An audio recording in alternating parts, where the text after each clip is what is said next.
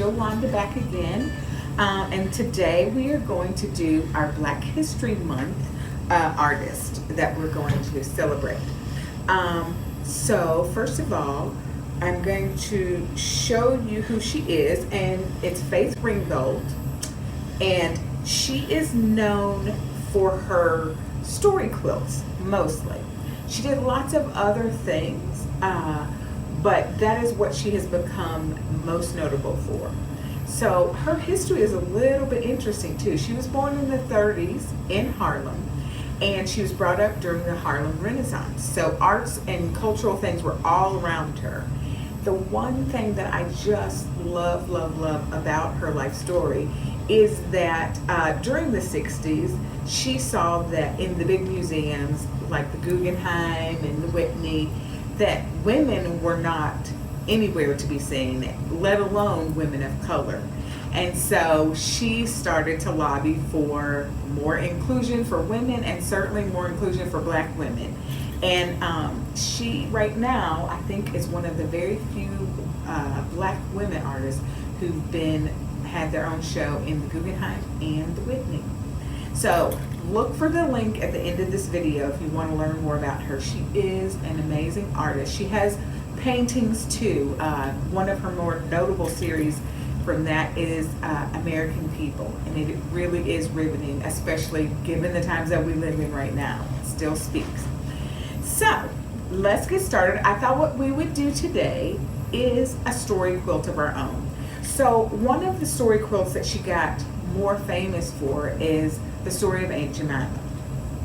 I don't know the total history of Aunt Jemima, but it was clearly one that people could tell a victim tale, and she did not like how Aunt Jemima was portrayed or how she kept being talked about. So she took her story back, and she made a story quilt that featured her entrepreneurship and the things that she actually did as a businesswoman. And so that was one of her more famous story quilts. She did other quilts that have to do with just family life, where she grew up, a lot about New York, and you can see in here there are scenes from the bridge in New York, in Brooklyn. And the other thing to note is she grew up with her mother, who was a seamstress and worked in the clothing district. And so she grew up with fabrics, and her mother taught her all about it. So this is where her love of fabrics comes from. Now, she doesn't just use fabrics, but I love her process. So if you see here, this middle part is probably, I don't know that on all of them it's canvas, but she starts with the canvas in the middle, and then she pieces together the quilt pieces around it and has it sewn together. And so even when you see the quilting pattern she makes it blend through the quilting pattern and makes it one cool piece. So she, again, tons of cool stuff to learn about her, and she is just out there still doing her thing. So what I did was my own version of a story quilt. And my story was just about me painting, because I am very much missing painting for whatever reason, being at home. And when I do have time to be at home, my brain is not with me, so I've not been painting a ton.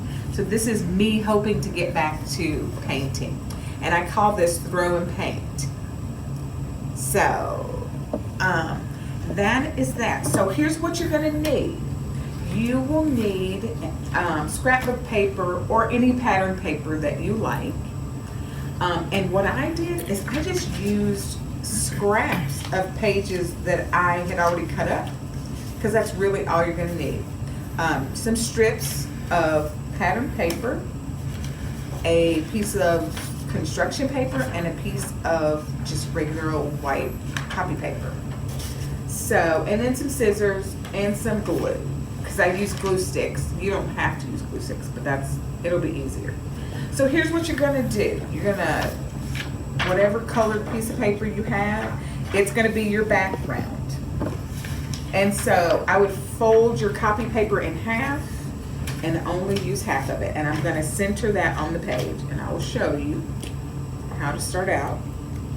I'm not going to continue the whole pattern and do the whole pattern, because you might imagine it's going to take you some time to design your own, and I'm not going to take up your time doing that. All right. So, and I say center, you know, get it about, you know me and measuring with art. Just get it about. It's good. Okay, so you're going to start out with something like this. All right?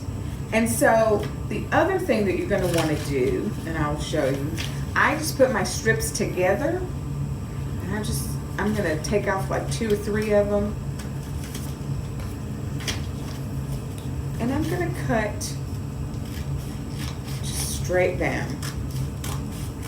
Again, they do not have to be perfect, and I will show you why.